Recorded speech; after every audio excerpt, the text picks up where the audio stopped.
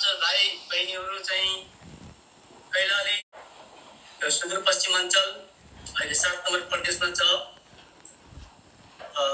कलवरी चौक धनगढीबाट प्रभुले दया पार्नु भएको परिवार हुनुहुन्छ, सेवक सेविका हुनुहुन्छ। जवानी अवस्थामा, कलिलै अवस्थामा परमेश्वरलाई ग्रहण गरेर निस्वार्थ भावनाले बाइबल अध्ययन गरी एसएबीसीमा धर्मगुरु एउटा पुजारीगिरीमा उहाँहरू समर्पण हुनुहुन्छ। अहिले उहाँ चाहिँ धेरै वर्ष अगाडि पाल्पामा गएर सेवा सञ्चालन गरिरहनु भएको छ। हुन्छ पास्टरज्यू, मैले अब तपाईँलाई अगाडिको समय दिन चाहे। हुन्छ दाजु, धेरै धेरै धन्यवाद। जय मसी। म परमेश्वरलाई धन्यवाद दिन्छु कि परमेश्वरले मलाई आज तपाईँहरूसँग यसरी यो अनलाइन मार्फत सेवा गर्ने अवसर दिनुभयो र मलाई एकदमै खुसी लागेको छ कि पास्टर दाजु, उहाँको परिवार अनि सुर्खेतको मण्डलीले मेरो जीवनमा धेरै आशिषमय कुराहरू गर्नुभएको छ। किनकि मेरो सेवकाईमा जाने भन्दा पहिलाको अनुभव भनौँ न, सेवकाईमा अगाडि बढ्नको लागि चाहिने बेसिक तालिमहरू मैले यो तपाईँहरूसँग नै सिक्ने अवसर पाएँ। त्यसैले म हाम्रो आदरणीय पास्टर दाजुलाई धेरै धेरै धन्यवाद दिन्छु, उहाँले मलाई यो मौका दिनुभएको लागि। र हाम्रो निश्चित चर्चको मण्डलीका सम्पूर्ण एल्डर, डिकनहरू, कमिटी मेम्बर अनि विश्वासी दाजुभाइ दिदीबहिनीहरू प्रत्येकलाई पनि म धन्यवाद दिन चाहन्छु। किनकि तपाईँहरूले मेरो लागि निरन्तर प्रार्थना गरिरहनु भएको छ। कतिले मलाई चिन्नुहुन्छ, कतिले अरूहरूबाट नाम सुन्नुभएको होला। तपाईँले मलाई यसरी प्रार्थनामा उचाल्नु भएको लागि धन्यवाद दिन चाहन्छु।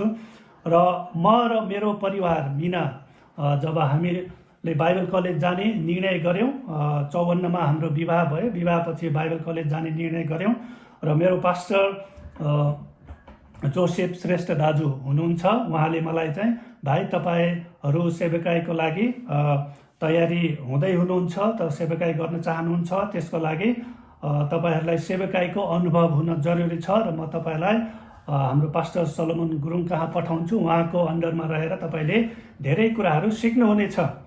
अनि किनकि उहाँले भन्नुभयो म पहिला व्यापारी हो, कपडाको व्यापारी, मेरो श्रीमती चाहिँ सरकारी थाई टिचर हुनुहुन्थ्यो। त्यसैले उहाँले भन्नुभयो, भाइ सेवकाईमा विभिन्न प्रकारको अवस्थाहरू आउँछ, खाँचोहरू हुन्छ, अप्ठ्यारा कुराहरू हुन्छन्। तपाईँ अब पसलमा बसेको मान्छे अनि नानी चाहिँ अब सरकारी जागिर भएको, त्यसैले यस्तो अनुभवबाट पनि तपाईँ जानुपर्छ, जसले गर्दाखेरि सजिलो हुन्छ पछि गएर भन्नुभयो। अनि हामीलाई सुर्खेत उहाँले पठाउनु भयो र पहिलोचोटि सुर्खेत गयौँ। एकदमै खुसी लाग्यो। हाम्रो पास्टर दाजु दिदी हामीलाई भेट्नको लागि आउनुभयो। उहाँले हाम्रो लागि बस्ने व्यवस्थाहरू सबै कुराहरू मिलाइदिनु भयो। र त्यति बेला हामी घरेलु सङ्गतिहरू को लागि जान्थ्यो। त्यति हामी 2054मा भनौँ भनेपछि अहिलेभन्दा 24 वर्ष पहिलाको कुरा है, 24 वर्ष पहिलाको कुरा। हामी करे खोलातिर सङ्गति चलाउन जान्थ्यौँ। उहाँ दाइले हामीलाई यो जिम्मा दिनुभएको थियो, रतुतिर अनि बजारमा भएको एरियातिर घरेलु सङ्गति चलाउनलाई उहाँले हामीलाई परिचय गराइदिनु भयो। त्यसपछि हामीले जानी नजानी, त्यति मलाई त त्यति केही पनि थाहा थिएन त्यति बेला, किनभने मैले 52 सालमा विश्वास गरेँ। त्यसपछि बिस्तारै 54मा विवाह भयो। विवाह भएपछि एकैचोटि होइन सेवकाईको लागि म तयारी हुनको लागि गएँ र त्यति धेरै थाहा थिएन। तर जति जानेको थिएँ, जति सुनेको थिएँ होइन, हाम्रो आफ्नै मण्डलीमा पनि पास्टर अगुवाले बाँडेको वचनहरू मैले लेख्ने गर्थेँ। त्यही वचन मैले त्यहाँ बाँड्थेँ। बनाउनु त आउँथेन, जे सिकेको थिएँ त्यही बाँड्थेँ। अनि पास्टर दाजुले मुख्य सङ्गतिमा बाँड्नुहुन्थ्यो, त्यहाँ पास्टर सलोमन दाजुले, अनि घरेलु सङ्गतिमा मैले त्यही मिलाएर बाँड्थेँ। धेरै कुराहरू थाहा थिएन है, धेरै तालिम पनि थिएन, बाइबलको पुरै नामहरू पनि याद थिएन। तर पनि उहाँहरूले हामीलाई यो विश्वासमा हुर्काउने, लिडरसिपमा हुर्काउने ठिक व्यक्ति हामीले पाएको हुनाले हामीले त्यसरी सिक्दै जान सक्यौँ।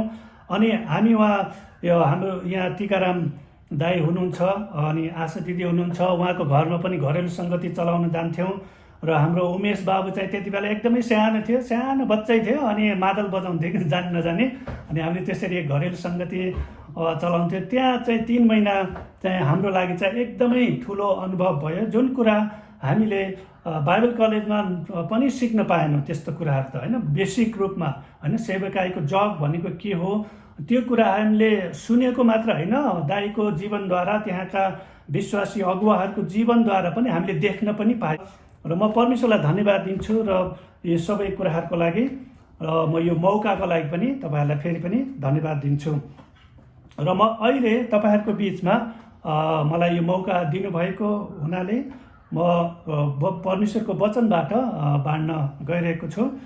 2 कोरिन्थी 4:13 पदबाट म आज बाँड्नेछु। 2 कोरिन्थी 4 अध्याय पुरै नै हामी पढ्न सक्छौँ। यहाँनिर 2 कोरिन्थी 4 अध्याय माटोको भाँडामा धन भन्ने यो 4 अध्याय पुरै नै हामी तपाईँले हेर्न सक्नुहुन्छ। तर म विशेष गरी यो 13 पदलाई चाहिँ जोड दिन चाहन्छु।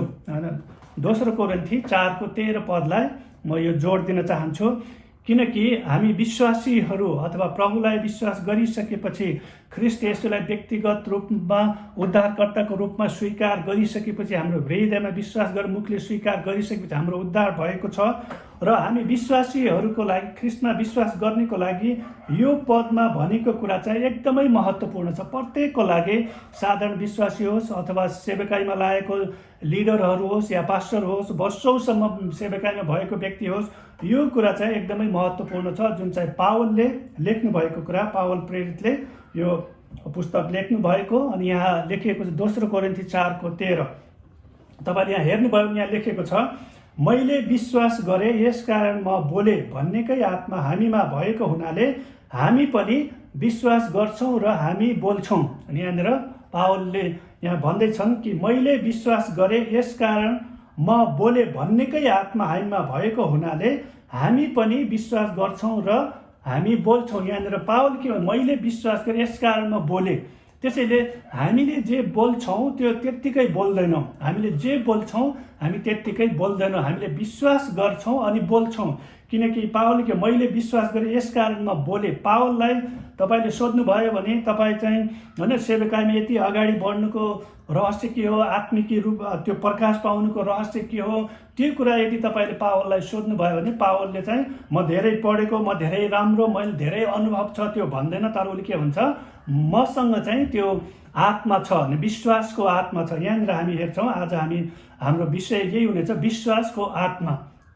विश्वासको आत्मा। पावलले के भन्छ, मैले विश्वास गरेँ यसकारण म बोले भन्नेकै आत्मा, मैले विश्वास गरेँ यसकारण म बोले भन्नेकै आत्मा मसँग छ मात्र भनेको छैन। यहाँनिर के भने हामीसँग भएको हुनाले हामी पनि विश्वास गर्छौँ र हामी बोल्छौँ, हामीसँग पनि त्यही आत्मा छ। अनि यो कुरा चाहिँ पावलले विशेष गरी यो पुरानो नियमबाट चाहिँ लिएका हुन्। पुरानो नियममा तपाईँले हेर्नुभयो भने भजन सङ्ग्रह 116:10 पदमा चाहिँ यहाँनिर दाउदले यो कुरा बताएका छन्। भजन सङ्ग्रह 116:10 पद तपाईँले हेर्नुभयो भने त्यहाँनिर बताएको छ, दाउदले के मैले विश्वास गरेँ त्यसकारण मैले भने। अनि दाउद यति बेला चाहिँ एकदमै सङ्कष्टको अवस्थामा, अप्ठ्यारो परिस्थितिमा थियो। तर उसले के भन्छ, मैले विश्वास गरेँ यसकारण बोले। उसले के भन्दैछ भने, हो मलाई समस्या छ, गाह्रो छ, तर म मेरो खुट्टा कमाउने छैन, मलाई गाह्रो छ अनि मलाई चारैतिरबाट घेरिरहेका छन्, सन्ताप छ, कष्ट छ, तर म चाहिँ मर्ने छैन, म जिउने छु, म बाँच्ने छु, मेरो परमेश्वर मसँगै हुनुहुन्छ। त्यो विश्वास दाउदसँग थियो। त्यही कुरा पावलले पनि के भन्छ, उसको जीवनमा जस्तोसुकै परिस्थितिहरू, अप्ठ्यारा परिस्थितिहरू आए पनि उसले के भन्छ, मैले विश्वास गरेँ यसकारण म बोले भन्नेकै आत्मा हामीसँग पनि भएको हुनाले हामी पनि विश्वास गर्छौँ, यसकारण बोल्छौँ। त्यसैले हामीसँग त्यो विश्वासको आत्मा हुन जरुरी छ।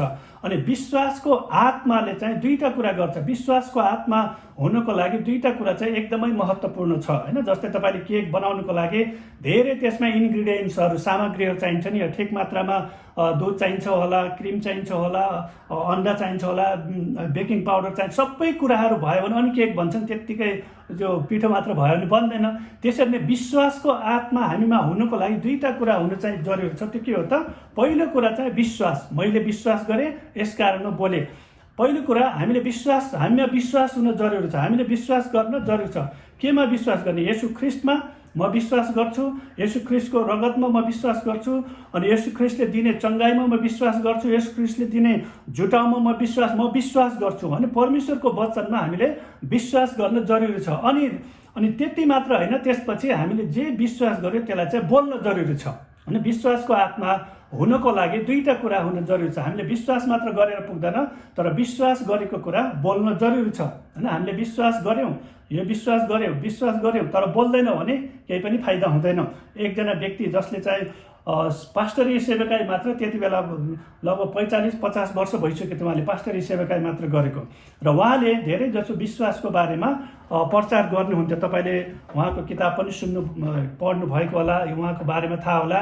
केनिथ ई हेगिन्स भन्ने एकजना व्यक्ति रेमा बाइबलको फाउन्डर हुनुहुन्छ। अहिले संसारभरि रेमा बाइबलहरू ट्रेनिङहरू भइरहेको छ, र उहाँले चाहिँ विश्वासको बारेमा बढी प्रचार गर्दाखेरि कतिचोटि मान्छेहरूले यसले विश्वासको मात्र प्रचार गर्छ भनेर अलिकति विरोध आएपछि उहाँले विचार गर्नुभयो, म चाहिँ अब विश्वासको बारेमा चाहिँ बाँड्दैन, मानिसहरूले विरोध गर्न लाग्यो भनेर। त्यसरी उहाँले त्यो विचार गर्नुभयो। अनि प्रार्थनामा प्रभु उहाँसँग बोल्नुभयो। उहाँले भन्नुभयो, तैँले चाहिँ विश्वासको बारेमा चाहिँ बाँड्न नछोड, होइन, तैँले मर्कुस 11:23 पढेको छस् भन्नुभयो। होइन, अनि त्यति बेलासम्म त्यो पास्टरले चाहिँ नयाँ करार चाहिँ 150 पल्ट पढिसक्नु भएको थियो। अनि उहाँले भन्नुभयो, प्रभु परमेश्वर, मैले त नयाँ करार 150 चोटि पढिसकेँ, अनि मैले त मर्कुस 11:23 पनि पढेँ होला।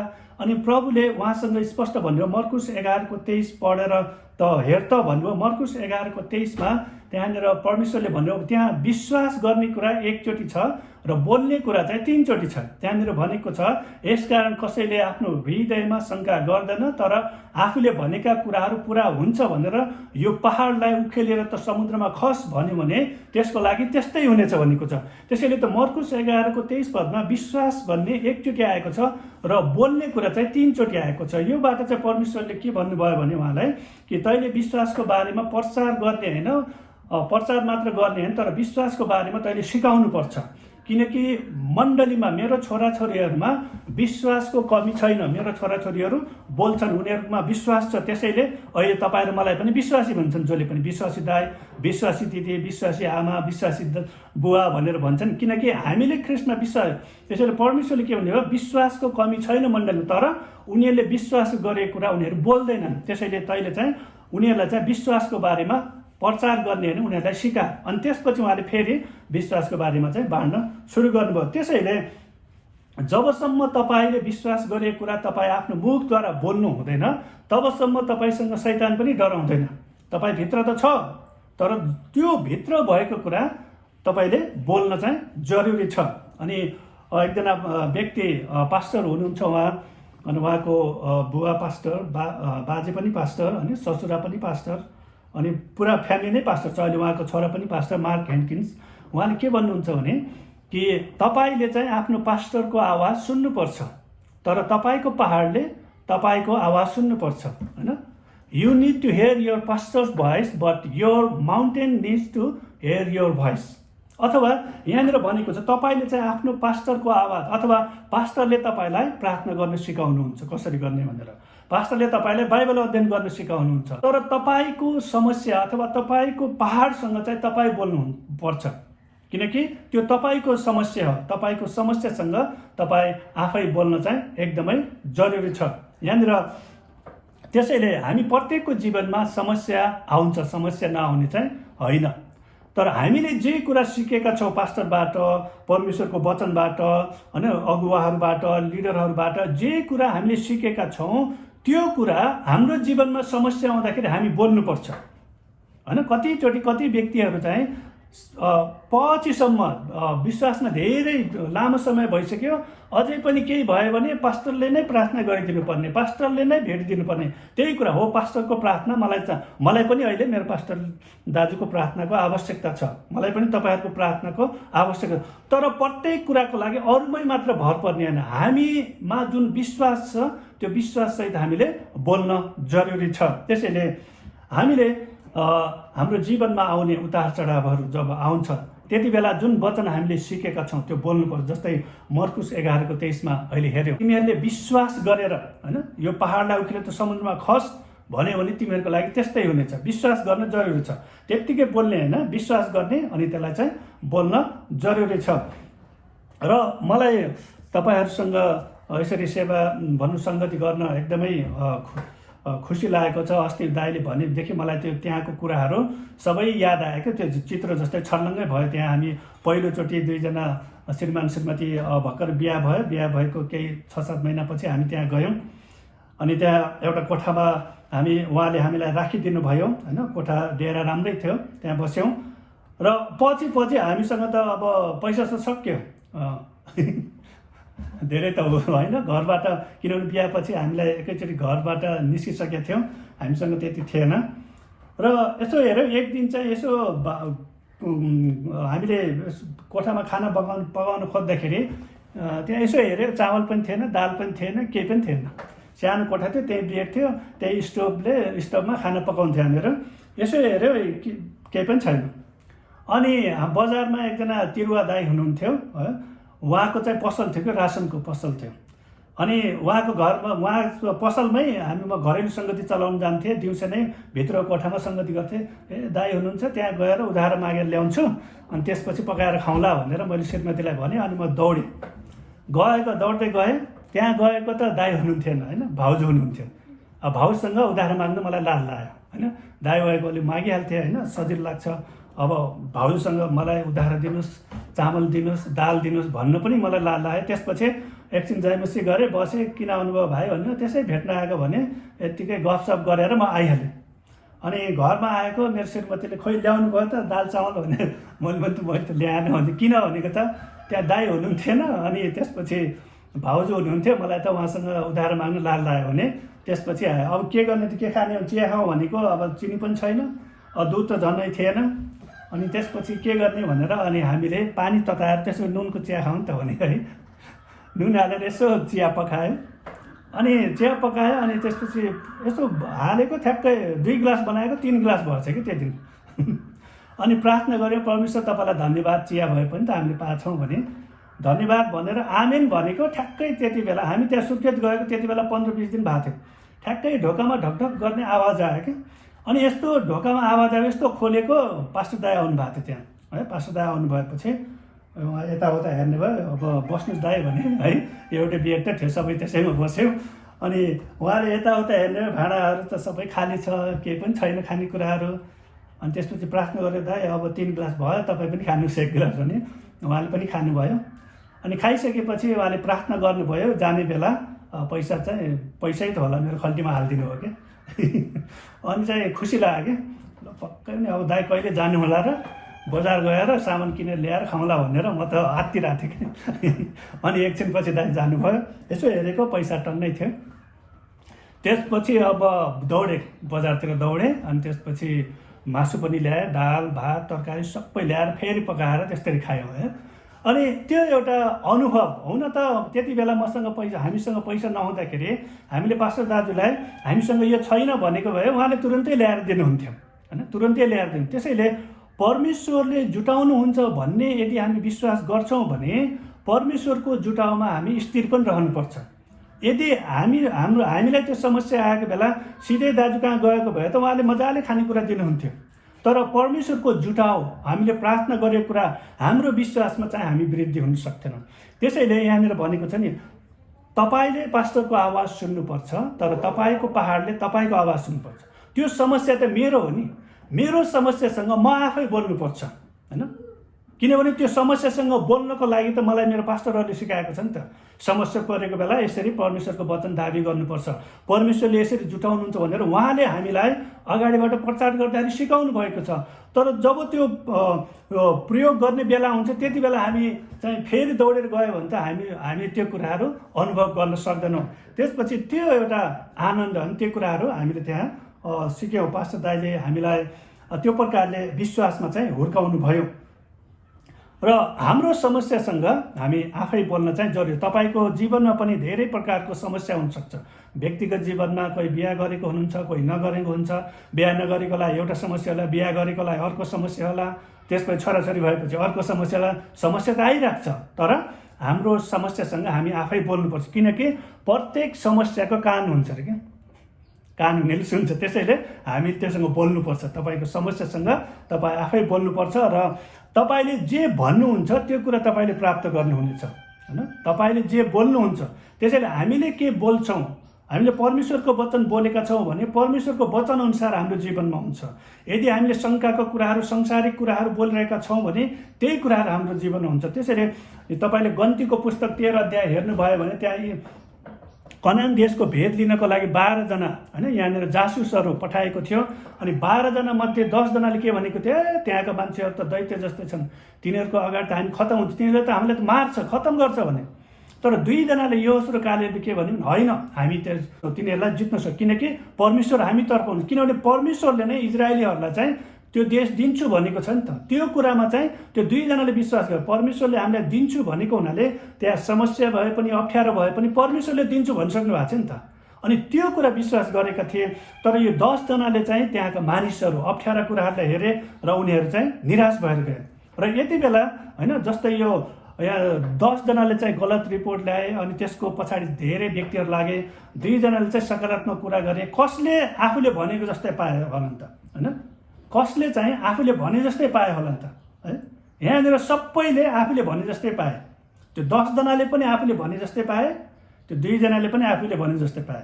त्यो 10 जनाले के भने, हामी त्यहाँ पुग्दैनौँ, हामीलाई तिनीहरूले मार्छन्, नभन्दै तिनीहरू कनान देश पुग्नुभन्दा पहिले मरिहाले, किनभने तिनीहरूले त्यही बोलेको थिए। तर 2 जनाले के भनेको थिए, होइन, परमेश्वरले हामीलाई त्यो ठाउँ दिनुभएको छ, हामी त्यहाँ पुग्नेछौँ। अनि योहोस र कालेब कनान देशमा पुगे। त्यसैले समस्या त हामी मण्डलीमा सँगै छौँ, होइन, सँगै छौँ, एउटै मण्डलीको विश्वासी हुन सक्छौँ, हामी एउटै ग्रुपमा छौँ होला, एउटै पास्टरले हामीलाई शिक्षा दिएको छ। तर समस्या आउँदाखेरि त्यही पास्टरले शिक्षा दिएको कतिजनाहरू तर्केर जान्छन्, परमेश्वरको जुटाउबाट टाढा हुन्छन्। तर कतिजना स्थिर भएर पाउँछन्, त्यही पास्टर त हो नि, त्यही मण्डली।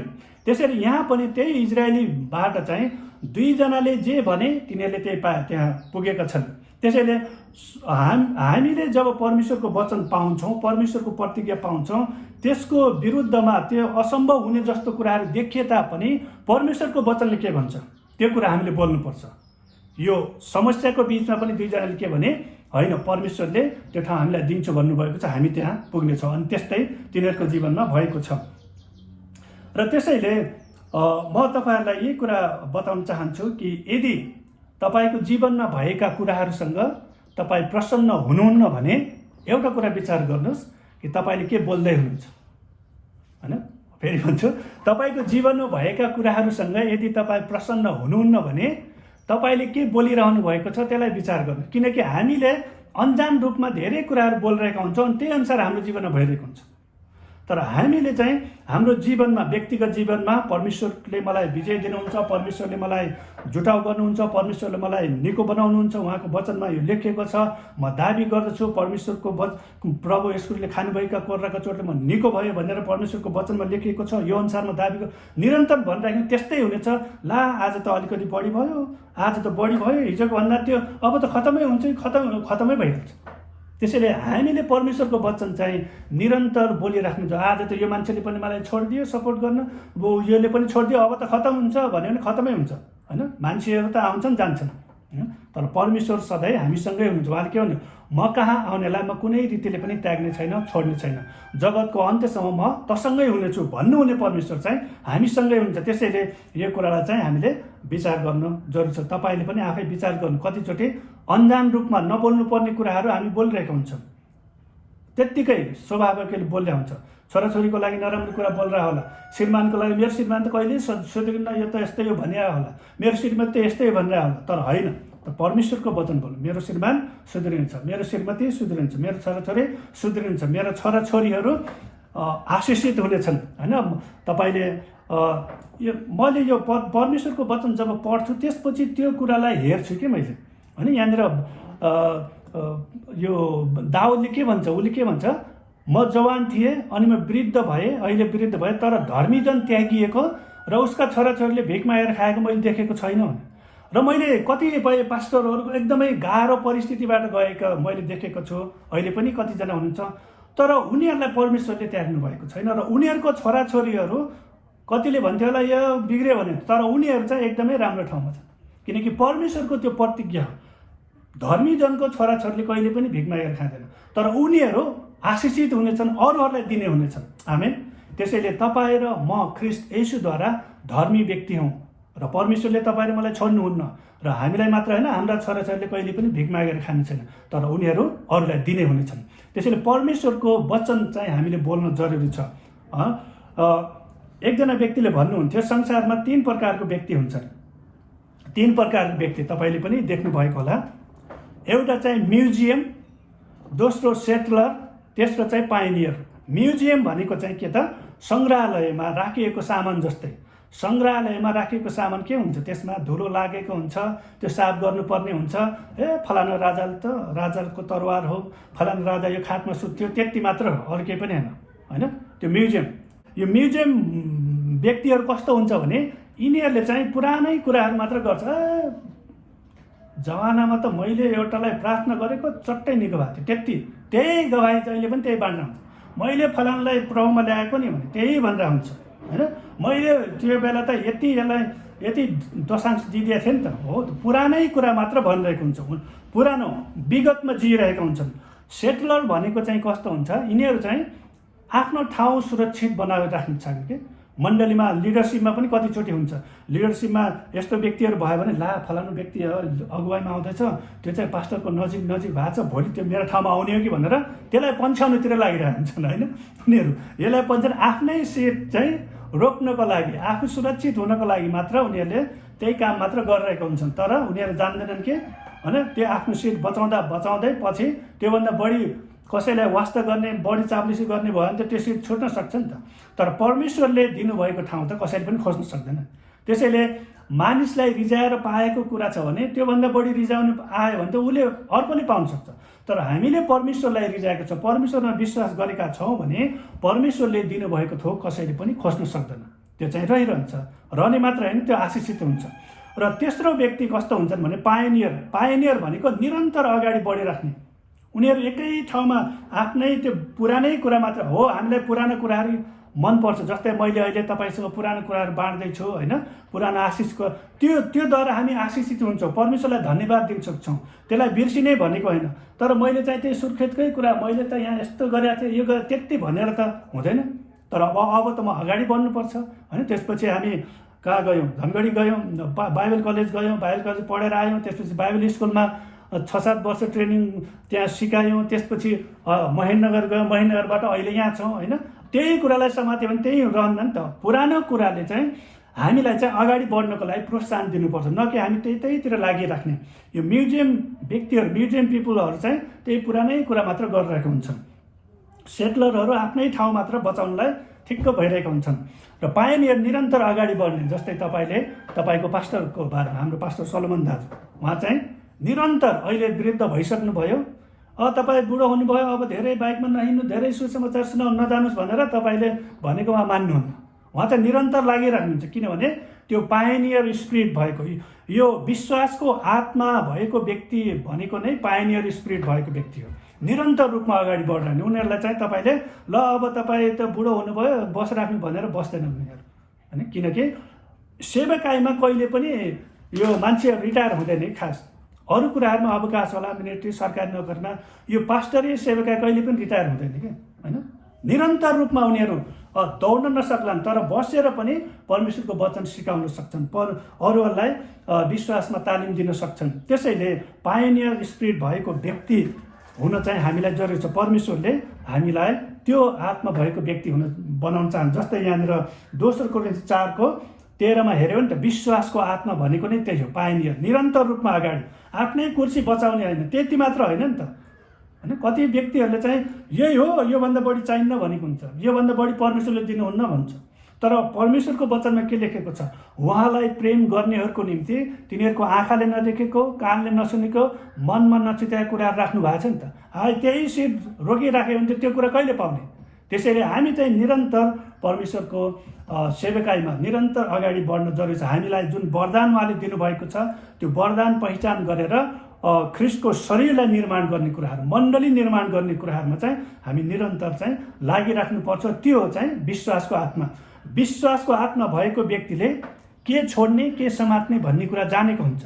हामी यात्रा गर्दै गर्दाखेरि हामी सेवकाईमा धेरै कुरा छोड्नुपर्ने हुन्छ, तर विश्वासको आत्मा छैन भने त्यो कुराहरू छोड्न सकिँदैन होइन। परमेश्वरको वचनमा हामीले विश्वास गरेका छैनौँ भने त्यसलाई हामी छोड्न सक्दैनौँ। जस्तै हामीले तपाईँको मण्डलीमा पनि धेरै गवाई होला, तर मैले आफ्नै उदाहरण दिँदैछु सजिलो होला भनेर कि मैले विश्वास गरिसकेपछि अनि त्यसपछि जब विवाह भएपछि अब हामीलाई चाहिँ चुनौती आयो, तैँले पसल छोड्ने या त मेरो आफ्नै छुट्टै पसल थियो, या त तैँले पसल छोड या भने चर्च जान छोड।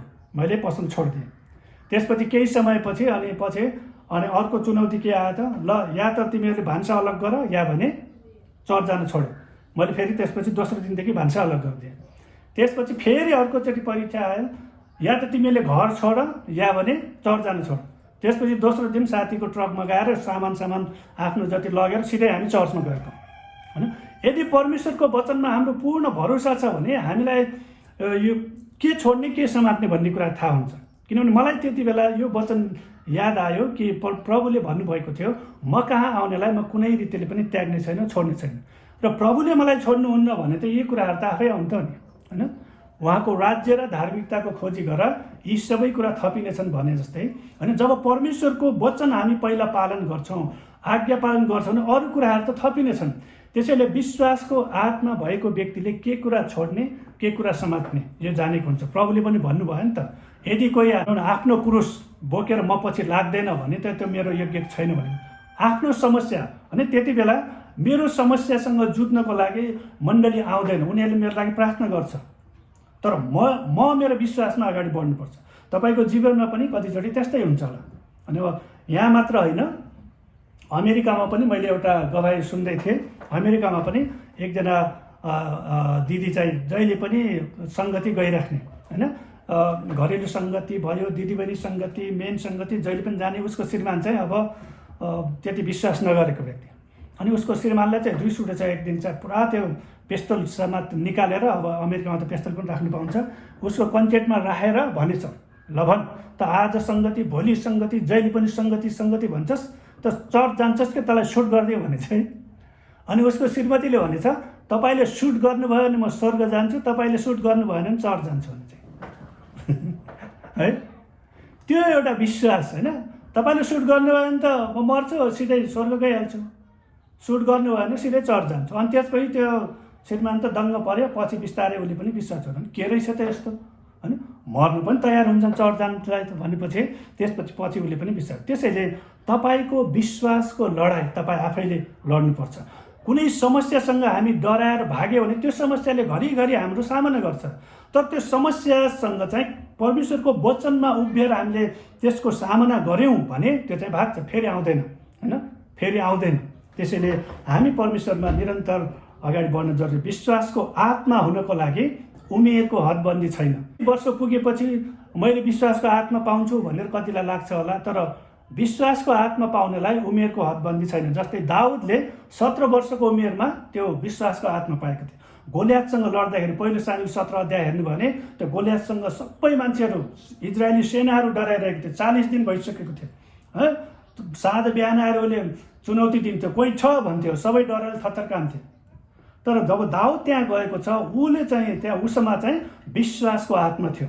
यो बेखतना पलिस्ती यो को हो यो होइन, परमेश्वरको जातिलाई चाहिँ चुनौती दिने, यो उसलाई चाहिँ पुरा भित्रबाट आगो जलिसकेको थियो किनभने उसलाई थाहा थियो परमेश्वरले विजय दिनुहुन्छ भन्ने कुराहरू। अनि त्यसपछि त्यहाँनिर 17 वर्षको उमेरमा उमा त्यो विश्वासको आत्मा भएको हुनाले त्यो गोलियातसँग ऊ विजय भएको छ। अनि विश्वासको आत्मा भएको व्यक्तिले चुनौतीहरूको सामना गर्छ, चुनौतीसँग डराउँदैन।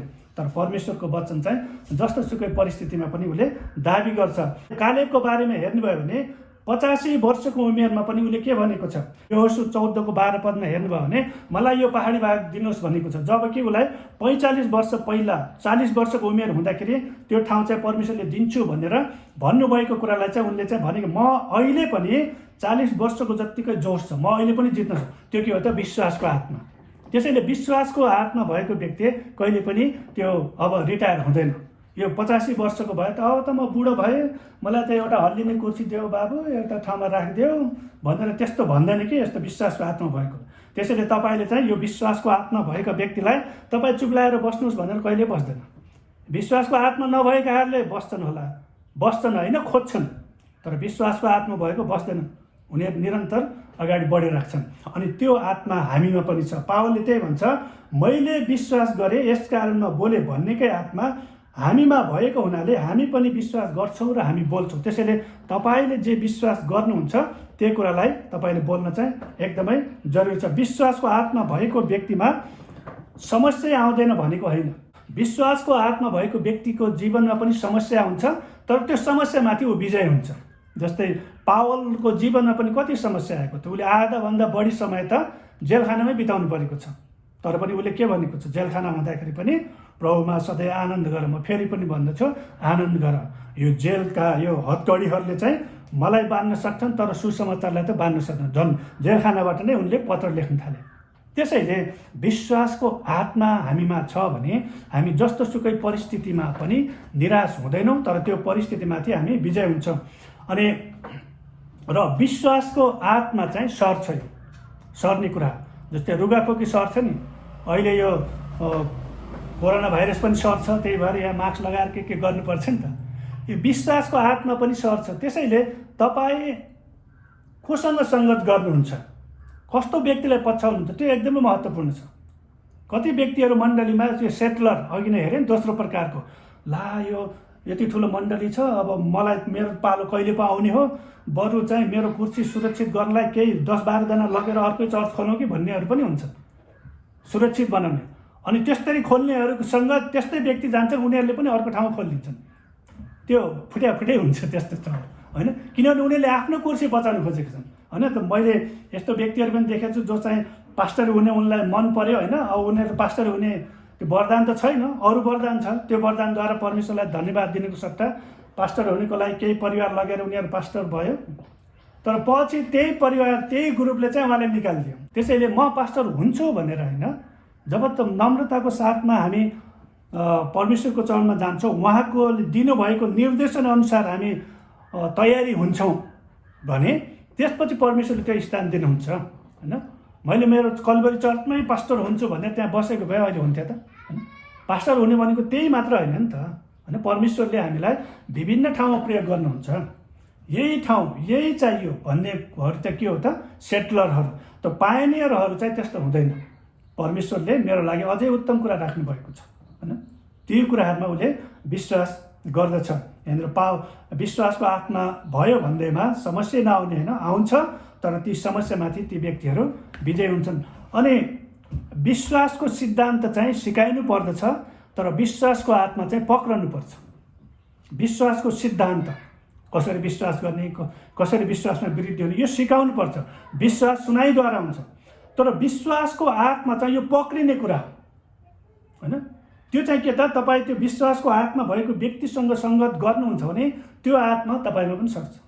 तपाईँले विचार गर्नुहोस्, गनगन गर्ने, विरोध गर्नेसँग तपाईँ 1 दिन 2 दिन घुम्नुहुन्छ भने सधैँ फेरि तपाईँमा पनि त्यो गनगनको आत्मा हुन्छ।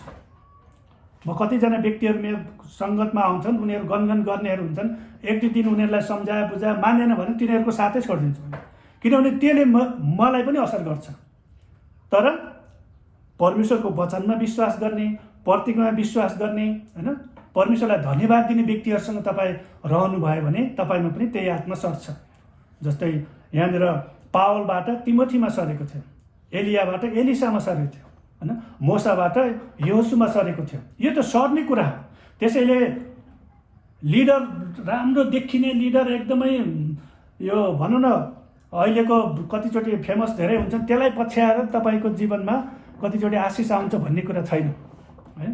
कस्तो व्यक्ति छ त्यो, उसको बानी कस्तो छ होइन, कस्तो खालको व्यक्ति हो, अनि उसले विश्वासको कुरा मात्र बाँड्छ कि विश्वासअनुसार जिउँछ पनि।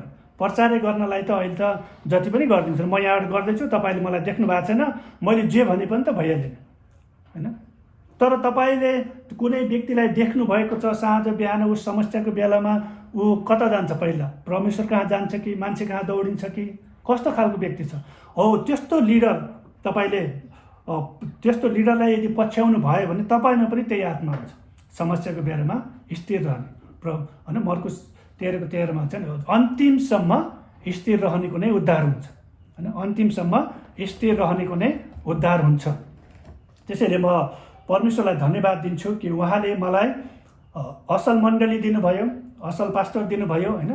म चर्चमा गइसकेपछि केही महिना केही पछि अनि अरू चर्चहरू धेरै कुराहरू थाहा भयो, अनि मैले दुईवटा कुराको लागि विशेष धन्यवाद दिन्थेँ। म चाहिँ परमेश्वर तपाईँले मलाई ठिक चर्चमा लग्नु भएको लागि धन्यवाद, ठिक पास्टर अगुवाहरू दिनुभएको लागि धन्यवाद। अनि त्यसपछि ठ्याक्कै अब सेवकाईको लागि जुन बाइबल कलेज जाने कुराहरू थियो होइन, त्योभन्दा पहिलाको तयारी जुन 3 महिनाको सुर्खेतमा भयो, त्यो चाहिँ एकदमै ठुलो तयारी थियो होइन। त्यो कुरा चाहिँ मैले अहिलेसम्म अरूबाट सिक्न पाएको छैन होइन। विश्वासको लागि त्यो जरुरी छ होइन। मेरो पास्टरले चाहेको भए सुरुमै एकैचोटि नै अर्को एउटा ठाउँ ल भाइ त्यहाँ पास्टर हुनुहोस् पनि भन्नु सक्नुहुन्थ्यो। तर आत्मिकी अगुवाले, विश्वासमा जिउने अगुवाले यदि कोही विश्वासमा आउन चाहन्छन् उसलाई त्यो प्रकारको तालिम पनि दिनुहुन्छ। र त्यो अगुवाहरूले, हाम्रो पास्टरले भनेको कुराहरू जब हामी मान्छौँ भने त्यो प्रकारले ट्रेन पनि हुन्छ। यो के गर्नु पर्यो, यो त मलाई आउँछ भनेर भन्यो भने अटेरी भयो भने हामी परमेश्वरले राख्नुभएको ठाउँमा चाहिँ हामी पुग्दैन। त्यसैले हामीभन्दा माथि भएका, यदि हामी सेवकाई गर्न चाहन्छौँ भने पास्टर अगुवाले भनेको कुराहरू हामीले मान्नु पर्यो। अब बिजनेसको कुराहरू गर्ने भने बिजनेस सफलता कसरी हुन्छ त्यो प्रकारले त्यही प्रकारको तयारी हुनु पर्यो। अनि आर्मीको एउटा ट्रेनिङ हुन्छ, पास्टर अगुवाको एउटा ट्रेनिङ हुन्छ, फरक हो नि त त्यो।